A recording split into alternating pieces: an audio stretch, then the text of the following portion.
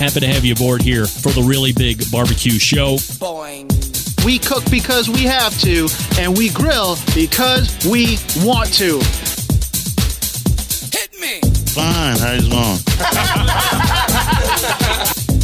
You have a great show. I'm a big fan.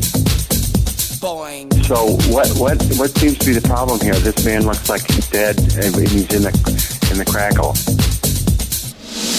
Charbono! It's all about the Charbono, dude! Succulent fish. What?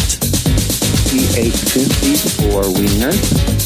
Now listen, Lavernius, shut your face. I'm shaking like a dog shit peach seeds. We have top men working on it right now. Top men. And just like that, we are into the second hour. It is the Barbecue Central Show, where we talk about the most important barbecue and grilling items of the day. Still to come on this show this evening, Mark Anderson of the Grill Dads will be showing up in about 7 or 8 minutes from now. Boing. The Barbecue Central Show is coming to you live and direct from Palm City, USA, Cleveland. We say good evening to those of you watching tonight through one of our video streaming platforms. You can go to facebook.com/BBQ Central Show. Or you can watch on YouTube, which is youtube.com/@BBQ Central Show. We have a YouTube poll question of the week. A would you rather, by the way. All guests, including those of you watching on YouTube. Would you rather get a foot massage or a shoulder massage? And currently 83% of you are saying you would like that shoulder massage, and I would like that shoulder massage as well. I'd mentioned it in the first hour, and shame on me, I have not properly gotten it to where I need it to be.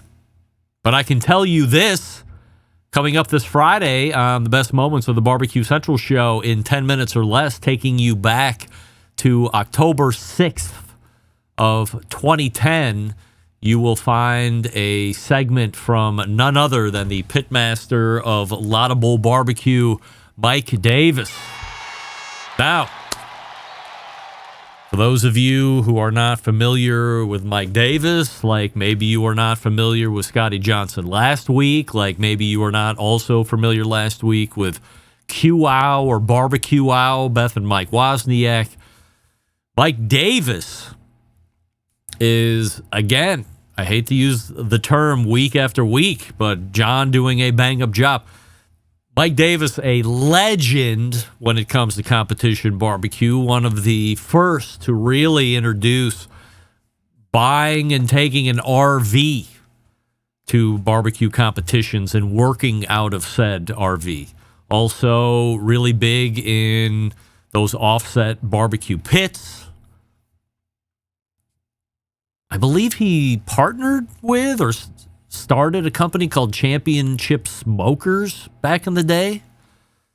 Mike also very successful at selling the Laudable barbecue rub and sauce before that really became a thing. Believe it or not, barbecue rubs and barbecue sauce is not nearly as prevalent as they are now. You go up and down any semi-major and major supermarket, you have roughly a whole half aisle dedicated to barbecue and grilling things, sauces and rubs and various accoutrements on top of that.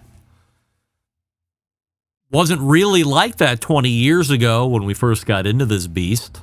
And Mike Davis was one of those guys that was working with some type of co-packer and getting his rub in, and then he was selling it out of the back of his RV at barbecue competitions. By the way, Mike, one of the winningest competition barbecue cooks at one of the most prestigious barbecue events every year, the American Royal out there when he was doing it in Kansas City. I don't know if he still shows up or not or what his deal is. I haven't talked to Mike in a while. But if you are not familiar with Mike and you are looking for a nice introductory segment to him, then you want to make sure that you tune in for the best moments this coming Friday. And as always, if you feel a guest has been lost in the archives or it's somebody you want to hear from again, email John and let him know what you would like to hear. That's John, Jon, at thebbqcentralshow.com. And he will do his best to meet your expectation. Email from Braden Estrella, and he's got a couple quick questions for me. Number one, Greg, have you ever heard of the show called Cigar Pulpit? No. Number two, since Scott Erdman couldn't join you to talk about Barbecue World Cup, when will you have him back on the show to talk about it? Braden, hopefully in 2 weeks' time. The last Tuesday of the month, hopefully you will hear at least Scott Erdman here on the show, and we're finalizing that. Number three, what streaming software do you use for your shows? Because the only one I ever heard of is StreamYard. Braden, I use a software program called V, as in Victor, vMix, made specifically for those of us that are running the PC machine versus the Mac machine. If you run a Mac, I believe Ecamm is the streaming software preference for those type of folks, but I am not a Mac person. I am still a PC person, so I use vMix. And question number four, when is Mr. Jonathan joining you again? He joined me in the first hour, Braden. You might have missed it. And finally, number five, have you ever heard of Lobel of New York? Lobel. Ooh.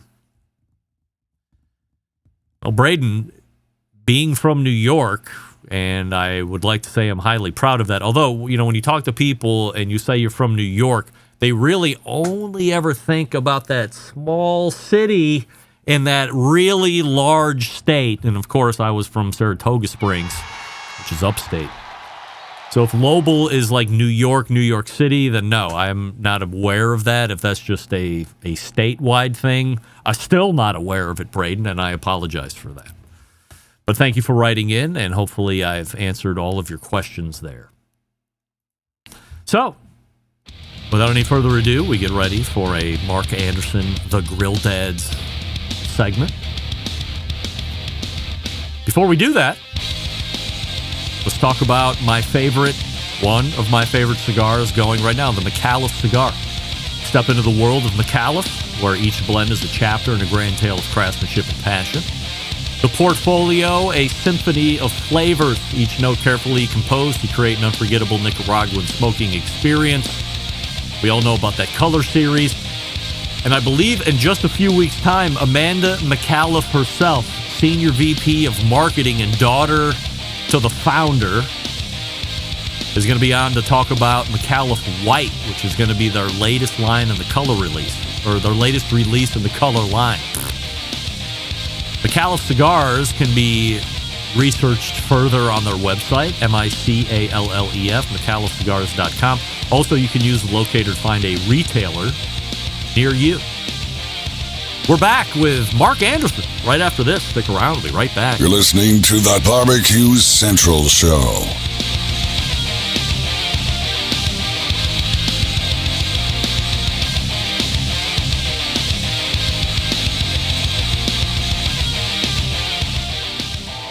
Howard Stern, Jim Rome, Dan Patrick, and Greg Rempe. The Mountain Rushmore of talk show entertainment. Now, let's get back to the Barbecue Central Show.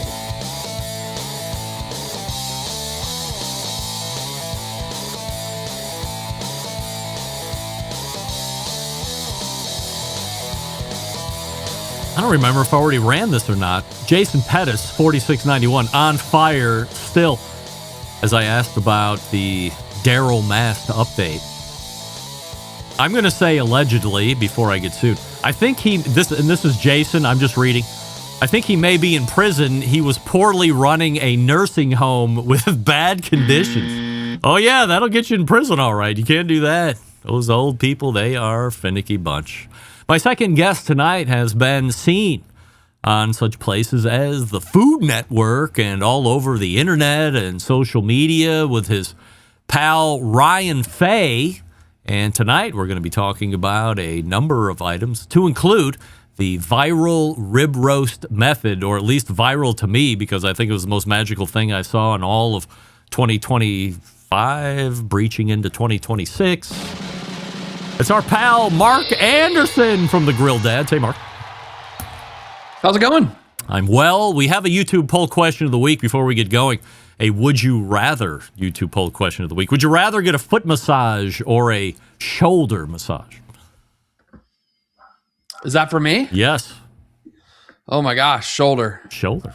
Right? 83% of the YouTube voting public agreeing with you and me. Shoulder, a lot less freaky than a foot massage. And gross. Weird. And gross, of course. All right, so let's not waste any time. Mark, here I am perusing social media. I'm always trying to find the best way or best new way to cook a rib roast. You get it, at least I do, around Christmas time, holiday season. And my family continues to get bigger, which means what? I have to get a bigger rib roast, which means what? I have to spend more of my goddamn money on a rib roast. And what do you want to do when those things happen? You don't want to fuck it up. So I am always on the lookout. And here is Mark and Faye doing something the likes. I would love to say I'm creative at all, but obviously I'm not. You do something and I'm like, of course. Tell us all about it. That is a moment where who thought of it? Take ownership of it right now. You did it, didn't you, Mark? I will. Faye would give me credit for it. It's all right. It's thank you. He would give me credit for it. So, you spend a lot of money on a prime rib. Yeah. And the best part of the meat is the ribeye cap, which is on the outside, on the opposite side of the bones. So, and it cooks faster because it's so marbled, and fat is such a great conduit of heat. So it's the first thing that gets heated because it's on the outside, and it cooks faster. So that's why you get the gray cap of death and the outside of there. Now, there's other ways to do this, right? I mean, you can do sous vide, but for us around the holidays, cooking an expensive, awesome piece of meat inside of a plastic bag in a puddle, and the sous vide doesn't feel celebratory. It works. You just made me feel a lot less manly about myself too, by the way. So congrats on that. It's, so we want the smoke flavor, and we actually use sous vide a bunch, especially if we're doing big events. It's like a logistical savior. Of course. But yeah, we just want it. And I was like, you know what? The butchers are already cutting the bones off. What if I use the bones instead of protecting the eye and that weird little chain muscle across the bottom? Why don't we flip it over and use it as a cradle to cover the cap? It's really, of all the things that we've done, that's probably the most videos that we've ever been DM'd of people doing it. And like big, Wiley Dufresne, who's, one of the biggest, best known chefs in the world, did the method for his family this year. So, it's awesome to finally be, the blind squirrel. We finally found a nut and did something that people were super excited about. And it was just off the top of your head? Yeah. It's just solving a problem. I was just so sick of overcooked cap. Yeah.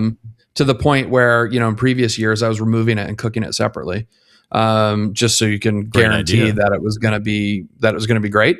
But the bones bring a lot of flavor, but now they're a heat shield for the cap and a flavor generator. Yeah. One of the things I was thinking about was when you talk about, a month in advance of your holiday Christmas prime rib is the turkey. And there was that time frame, I forget how many years ago, where it really spun up and got popular, was icing down the breasts.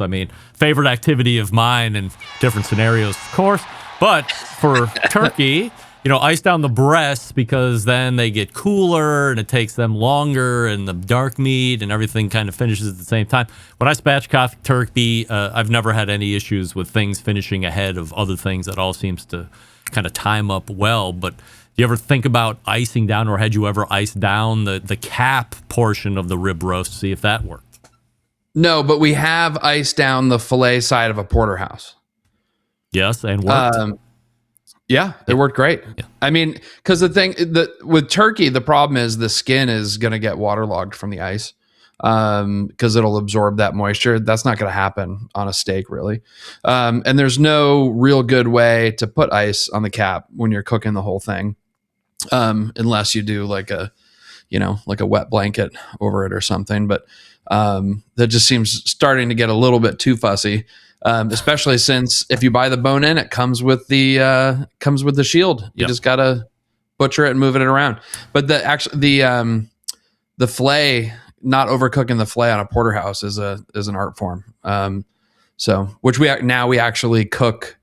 We put them on the T-bone like books, so they're straight up and down. Mm-hmm. So the bone helps deflect any direct heat. Works great. Mark, do we agree that perhaps one of the most overrated steaks ever on the face of the earth is filet? I'm going to argue both sides here. Why? Pick a side. The first answer is yes. Yes. But I do like it. I do like it when it's with a porterhouse. The bone brings a lot of flavor, and it's nice to have a little bit of both sides. But when you say the bone brings a lot of flavor, you mean that it protects it from overcooking? Because we all know from Meathead that the bone is actually giving you no flavor because it is it's that whatever the hell it is, calcium. Yeah, I mean, I don't know if I agree with that, but you are getting that super even cook, and I don't know. I think it's delicious in that form, but I haven't ordered a filet mignon as a steak. Yeah. In my life. Ever?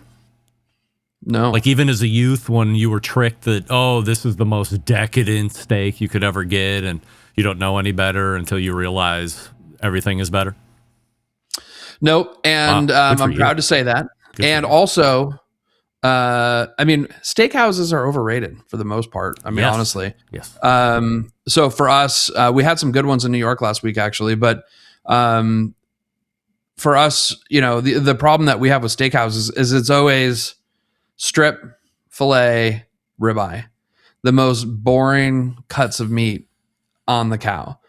And if we go to there's French places do steak much better than American style steakhouses in general. I mean, there's exceptions to the rule everywhere, but there's Daniel Boulud has a place called La Gratin in New York City. And I think when you get steak frites, you can choose between skirt or hanger. Ooh, I mean, we choose now hanger? That's exciting. Yeah. You like skirt steak or hanger steak? Yes. Aha. But if you had to choose one, with steak frites, I would go with hanger. Yeah, all right. I'm with you on that. Feels classic. All right, let me tie it back to the, no pun intended, to the rib roast here. First time you invert it, cook it, it's a banger right off the bat, or was there any adjustments that you needed to do? No, it worked right out of the gate. Yeah. I did end up taking it out a little earlier the second time, just because, carryover heat is a function of the temperature you cook it at and the mass. And with the bone, I mean, there's a lot of mass. So the carryover cooking, it went further than I thought. So you can either take it out earlier or cut the bones off right when it comes out. And that sort of thermal launch that keeps cooking the meat will stop. But the first year, so we published it 2 years in a row, slightly different versions. But the first time that we did it, we cooked the New York Times prime rib highest rated recipe as like 100% to a T to what the recipe said. And then we did our version, put it up against it. And that did hugely well. And then, so last year this past holiday, we didn't do it as a comparison, but we did, we just put it out in a smoker just to get some extra flavor. So I believe, so as we tie up, I did it again, as we start to end the conversation on rib roast, I think a large and far time reaching misnomer is at some point during the cook, you got to pound this bad boy with high heat. I think that's a terrible idea, period. I've accidentally not done that and either left it in the oven if the girls want a, oven roasted prime rib, or if we're getting it out into the smoker. I believe it is just way better in the smoker for a multitude of flavor reasons and bark formation reasons, this and that. But even in the oven, without blasting it, doing it at 225, you get a nice crustation of the outside, but nothing overbearing. And then the cap doesn't get blasted because, as you were talking about, that's really absorbing all that energy first and is transferring onto the inside. So I started a movement, a number of years ago saying, please, if you're going to do anything, stop with the 550 degree, heat up of this oven to finish it off or hit it first, because you might be doing yourself a disservice. And many people have jumped on the bandwagon of the Barbecue Central show. Can I get Mark Anderson on this bandwagon? Yeah, and I'm gonna one up you. Yes. On not a one up, but a yes and. So we find that if you have a really good cut of meat, and we salt the meat heavily with the roast and the ribs still separated, and if you do that like 36 hours in the fridge uncovered. You get that dry pellicle on the outside, and then 250, 225 degrees is enough to get a little bit of a Maillard reaction on the outside of the roast because there's no moisture out there. So there's a lot of times where we pull it off and we're just like, this doesn't need a sear. Yeah. But if you do want that sear, you either need to rest it a ton before you do it. So the internal temperature needs to stop rising and start dropping before you actually sear it. You can actually rest up to an hour and a half.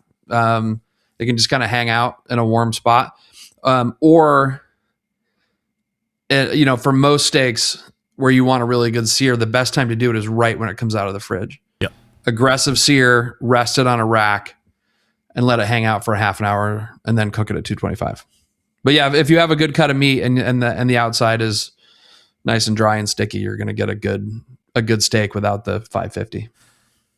I've really enjoyed watching the latest run of Grill Dead videos, especially these best bites of 2025. You see the roast beef sandwich there in New York and that roast pork sandwich in Philly, which looked incredible. And, or was that the chicken cutlet sandwich in Philly? I mean, everything was like better than the next thing. So, and maybe this ties into a different topic that we're going to talk about here in a second.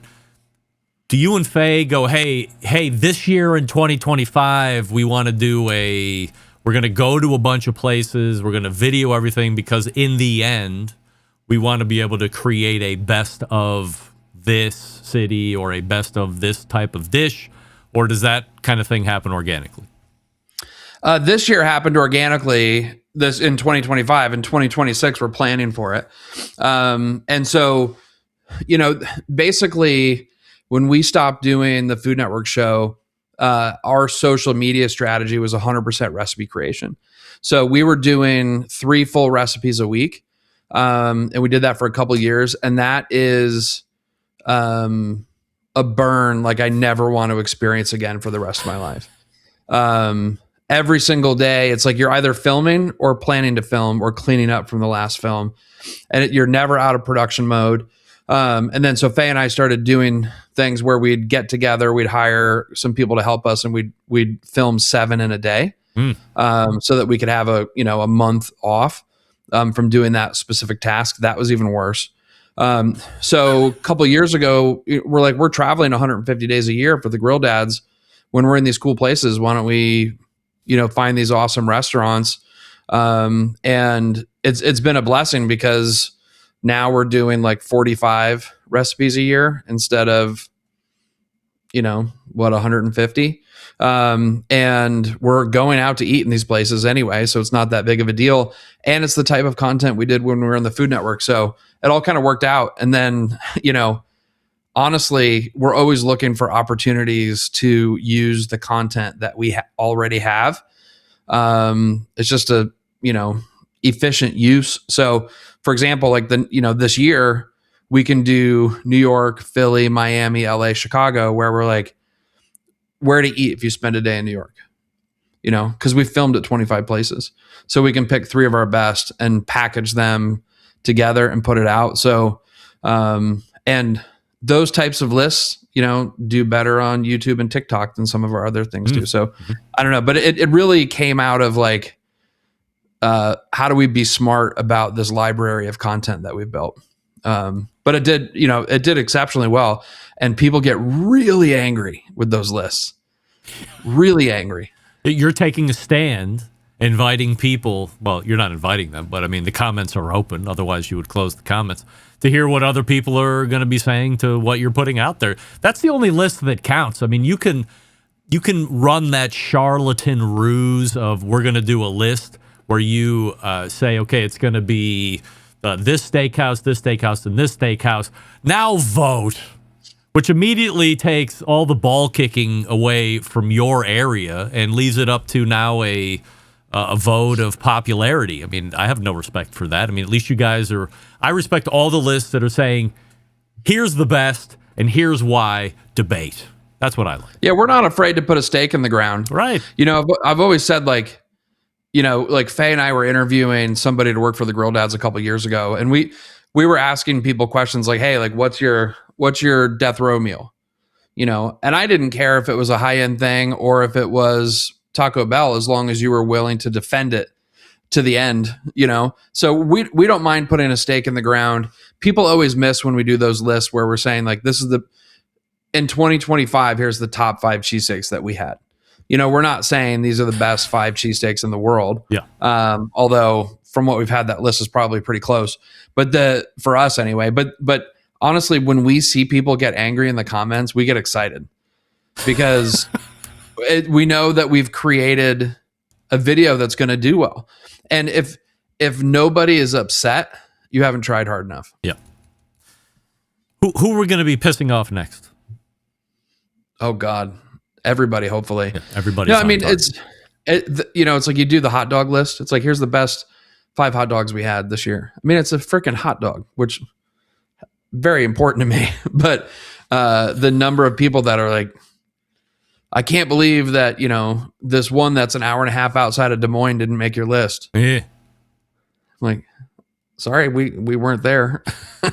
But so as I was corresponding with you to come on the show to talk about the rib roast method initially, we were trying to line up a little sound check, and you're like, hey, a lot of things going on here, blah, blah, blah. Well, we worked it out, which I certainly appreciate. But the news is maybe there's something new for the Grill Dads that is actually kind of being birthed as we speak. So I don't know what you're allowed to mention or what you're not allowed to mention, but can you mention anything about the new thing? Yeah, so I mean, we have a formal offer. We haven't signed the deal yet, but it's just really about figuring out, I's and T's. But it's going to be we're making a new show, a full length 22-minute show that's going to be available on many streamer platforms, maybe social media as well. We haven't quite dove into like how that network handles that. But we're doing something. It's going to be like outdoor grilling meets late night, a little bit of booze consumption. Maybe this is a good audience to talk to about our show. I think we might have some crossover. Yeah. But it's going to focus on. It's going to have kind of a fun late night vibe, but it's going to focus on specifically on food that people enjoy between 10 p.m. and 2 a.m. That fourth meal, and we're going to wrap our arms around it and put it on a pedestal. And 24-hour diners, the local delivery places that are open till 4 a.m. All those sorts of places is going to be the food that we focus on. So will it be a show that has travel in it, or is it going to be a studio-based show that talks about that? Studio, stand and stir. So we're going to talk about it. We're going to give history on the specific item, and then we're also we're going to actually show people how to make it at home. That it's funny, when we did our show on the Food Network, our show was a travel log, and all these shows are 3 acts, and we wanted the third act of our show to be showing people how to make stuff from the first 2 acts at home. Like we just showed you a Cubano place in Miami, which is 4,000 miles from your house. You can't have that right now, but here's how you would make it at home, specifically outside. So we've been trying to get that made for years, and we finally get to do it. We can, if we're doing a cheesesteak episode, we have tons of footage from Angelo's. We've been there a bunch. So some of that might find its way in, maybe not, but it'll be heavily influenced by our travel, but we won't be traveling in the show. So I remember when you and Faye got on Food Network the first time. I think you actually were on the show and we talked about that whole thing and how Guy Fieri was a big catalyst in getting you guys off the ground there. In 2026, putting a TV show together, like how much different does it look now, especially with all the streaming services, and like you don't really need to necessarily get on a network per se to get your name out there or to have an audience, and how much has remained the same? I mean, it's what's really funny is show you the same camera we have at home is what they're making. Oh, did I lose you? No. Oh, no. This camera that we have at home for our social media stuff is the cameras they're using to make network TV shows now. Yeah. So the production gap has narrowed greatly, and the crew on this show will be 6 people as opposed to like 18 or 20 people when we're doing the Food Network stuff. Everything's gotten smarter and more efficient because there's 1,000% more shows being made now than there were 8 years ago. And so everybody has gotten smarter and more efficient. So as far as making it, we're actually excited because the worst thing in the world is, because Faye and I, since we're 2 people, it's about capturing a vibe and our interaction and what we're doing. Like, we see people when we're out and like, oh, we love the Grill Dads. They don't say we love your cheesesteak. They say, you remind me of me and my brother. So it's really like that buddy interaction that we need to capture. And if the sun moves a little bit, then you got to shut down the production for an hour and 15 minutes while 3 different gaffers figure out how to move a screen. And then you start back up. That heavy production was a real buzzkill. Yeah. So you don't really have to do that anymore. As far as shopping for shows, the big difference now is that, on the Food Network hires a production company who owns a show, who physically produces it, creatively produces it, and hires the talent. And then they own it and the network licenses it from them. Now, this network is buying a finished product from us.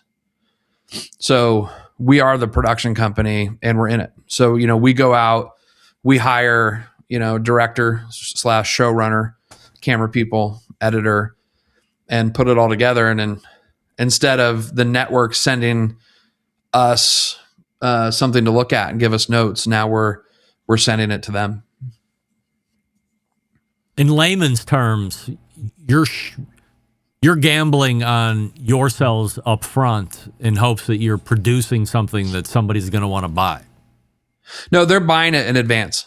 So you pitch them the concept and they're like, okay, bring us back 18 episodes at blah, blah, blah.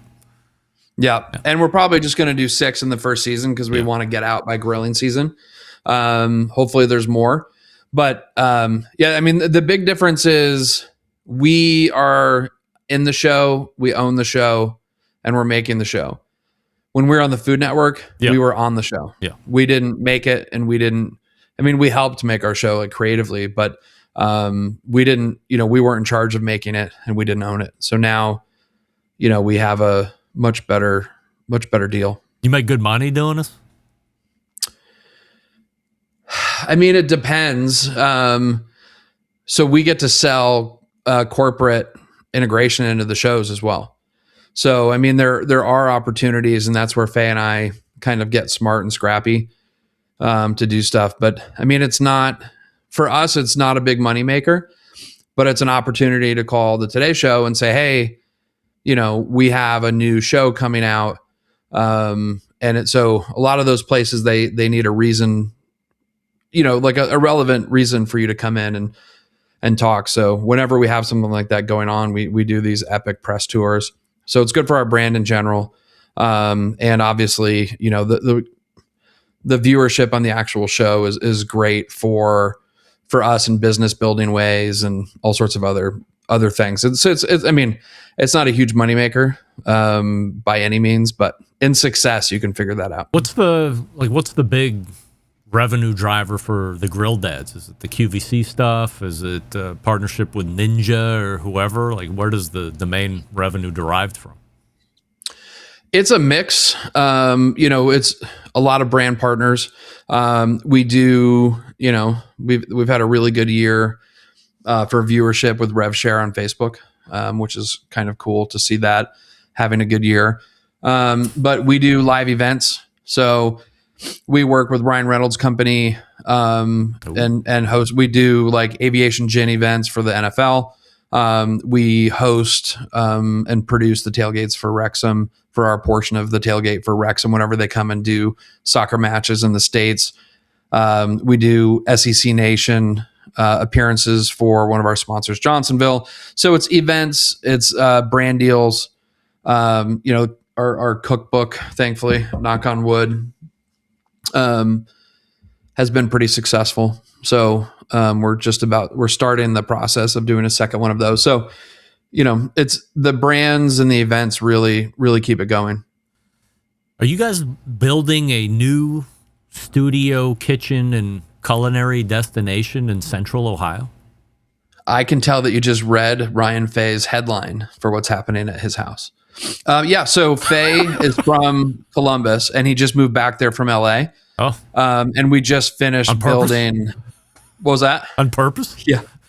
Dude, LA is rough right now. So yeah, he's back in just outside of Columbus where he's from. Wow. And a couple months ago, we just built in partnership with RTA and Coyote a badass studio. Wow.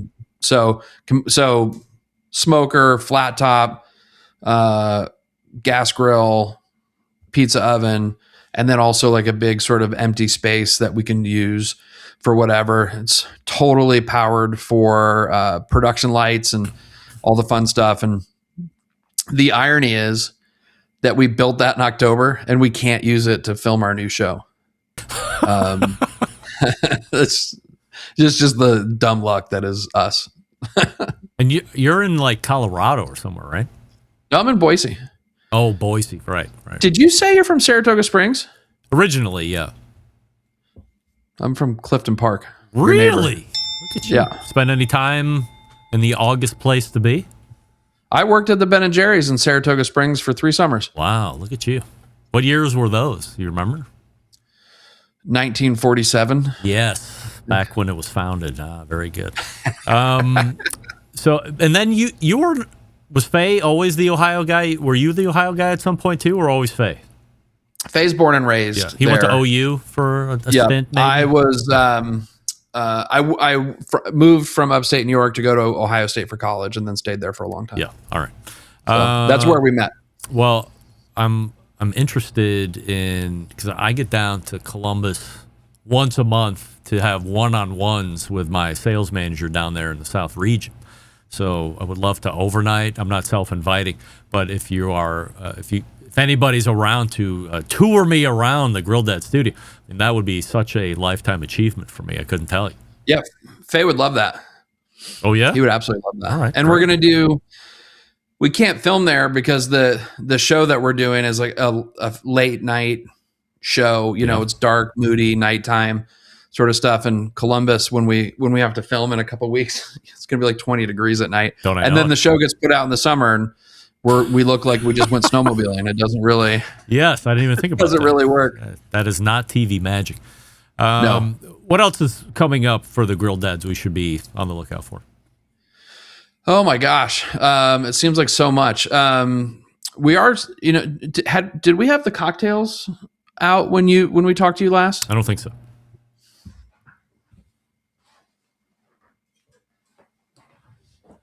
Oh, like you have your own cocktails. Look at you.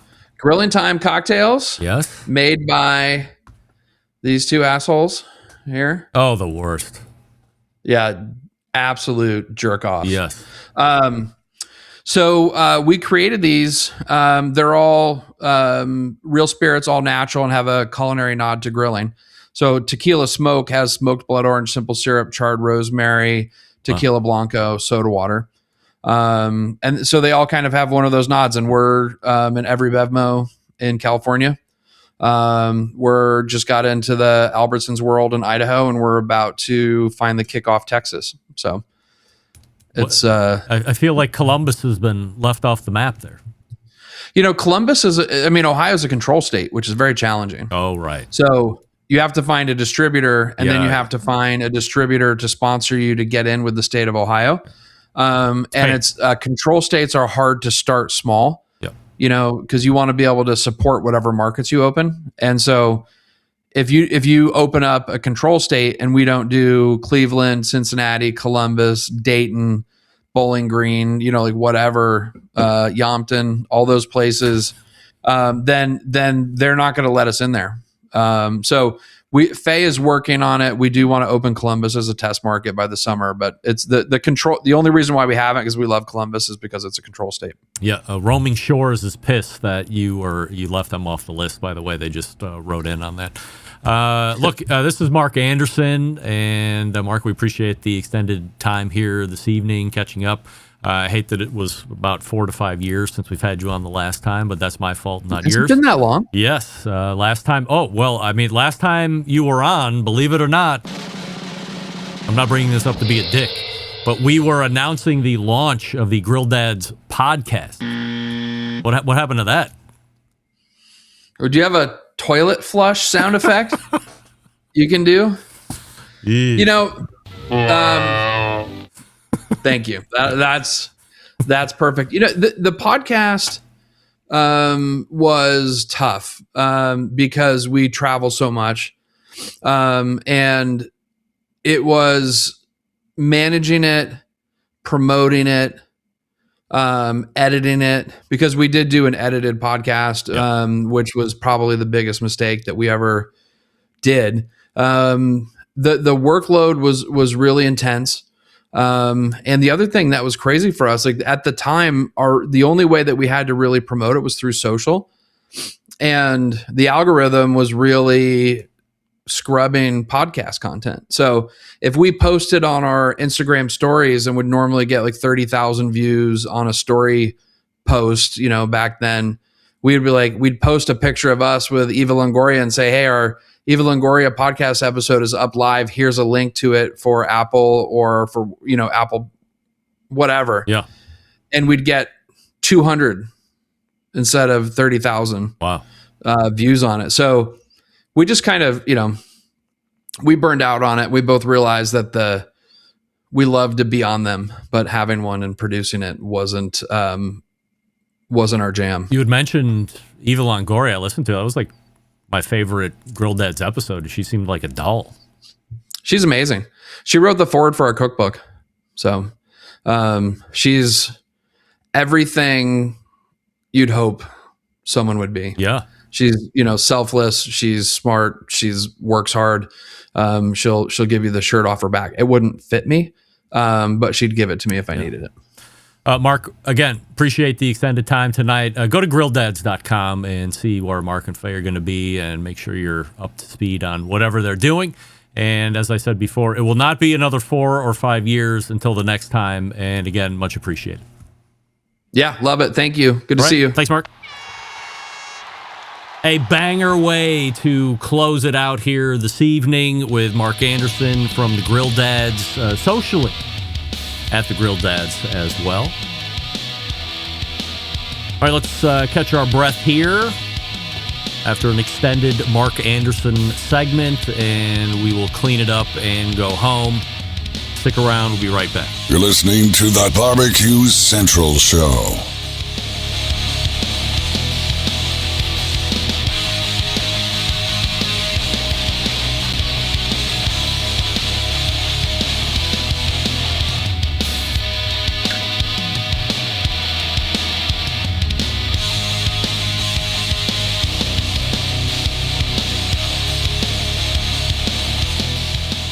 Whole packers, full racks, legs and thighs, injecting butts. If you've never heard this before, you might think you found the best XXX show ever. Let's get back to the most homoerotic host out there today, Greg Rempe. And we are back, and we thank Mark Anderson from The Grill Dads. Again, the website, thegrildads.com. Socially at The Grill Dads. Very interesting. New TV show coming out.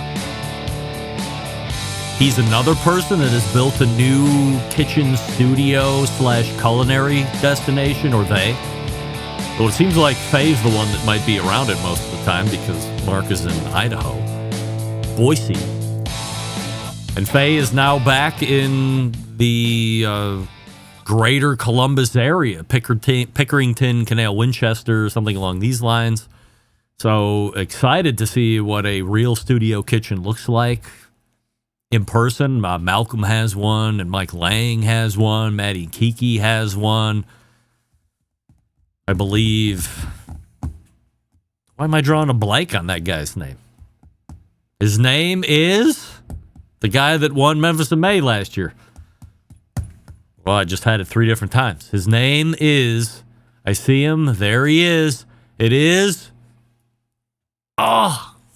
Why does Lance come up in my head? It's not even Lance. Anybody listening, please help me. Who won it? His name is... Oh, Christ. Heath Riles. That's right. Damn. Sorry, Heath. I believe Heath Riles has an outdoor kitchen. A lot of people got these outdoor kitchens all of a sudden that are into this content creation. But look, if you listen, or if you live in one of these areas that I live in, 6-7 months out of the year, not too great to be making content outside, at least. So why not be in a controlled environment? I think that's a great idea. Also sounded like he was in the midst of potentially making a new book. Doesn't sound like you get a lot of money for selling TV shows. I don't know how interested I am in doing that. And as I had mentioned there in the first hour, after celebrating 20 years of doing this show, the Grill Dads podcast had flamed in spectacular fashion pretty quick after it started. I don't know if it made it 10 episodes, 12 episodes, or whatever, but the coup de grace was the Eva Longoria episode. I liked it very much. By the way, they did do a really good on location with Pat LaFrida, and I thought that one was really good as well. The Butcher to America's Butcher, we should say. But look, it's not easy, and all the things that Mark said about podcasts being a pain in the ass, having to record it, having to edit it. A lot of people don't want to put in the work. A lot of people don't realize that the real work for a recorded show is after the show. I do this show live, not because I'm not willing to put in the work to edit. If this show sucks, if there are reasons that I need to edit it, and believe me, as the year has turned, there have been a number of instances where I've had to go in and edit out portions of the show because they are trash. But the majority of the show is fine. I have learned to talk. I know how to transition certain things. I know how to roll with punches, where otherwise I would just go in, let the chips fall where they may, and then meticulously go through and edit together a spectacular show. I don't do that now because I don't necessarily have to all the time. Thank goodness. But Mark just validating the point. Certainly everybody has a podcast, and certainly the majority of those people are dead by episode 5 and are mostly dead by episode 10 and are really dead by episode 20, 25. Most barely make it 5. It's not that easy.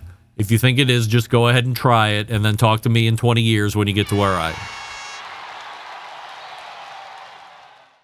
All right, let's go ahead and get all the way out of here, because all the way back in the first hour, who was it? Well, we had our pal Mr. J, Barbecue Central Show's official cigar expert. Talked about what's smoking good at Two Guys. He mentioned one of my favorite up-and-coming brands, which is not really up-and-coming. It's been around for a long time, but they got great cigars, HVC. We get them from the Cigar Man, inside joke. By the way, I wonder if Mr. J is going to mention that he was on the show during his show on Saturday. He never mentions that he's on the show. Give me a break. And then, after Mr. J, we had who? Robert Moss, yes, educator, burger index creator. I think because I have a Five Guys and a Schwenny's. There's a couple of the burger places by me, not sit-down burger places. No, Jeff, I'm not asking if he mentioned my show. I'm demanding to be mentioned every time he's on the show. That's all. It's not like I want too much. I want to do my own hamburger index and see how that works out. That's interesting. See how burger prices track through the year at 4 or 5 different places. Go every quarter. Sha-la-la-la-la.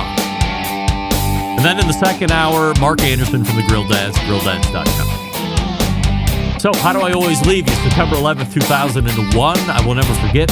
And until next Tuesday at 9 p.m. Eastern, this is your program host and proud U.S. American, Greg Rempe, saying, Shalom! Shalom!